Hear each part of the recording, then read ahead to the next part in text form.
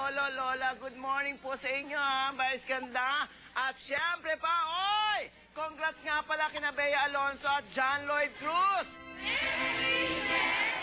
Oy, ano yan? Ding dong, ano yan? Oy, hindi sila ikinasal, ano? Itinanghal sila bilang box office king and queen para sa pelikulang One More Chance. Dan, dan, dan, dan. Ng Star Cinema matapos ng mahabang deliberation sa 38th Box Office Entertainment Award ng Guillermo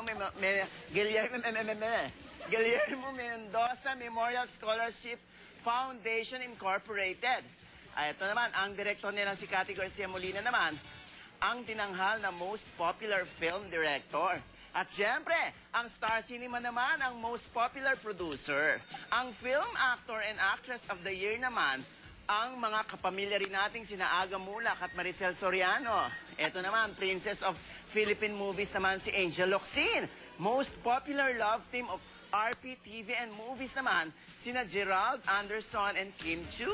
Most popular male and female child performer naman, sina Makisig Morales at si Kiray Celis. Male and female concert performer of the year naman, sina Martin Rivera at Sarah Geronimo. Oo, nako, hantaray. Sina Piola Pascual at City naman ang tinanghal na male and female recording artist of the year. At syempre, at ang tinanghal na most popular segment sa ating mga kaloko, ano pa nga ba kundi ang umagang? Ayan ako, eto na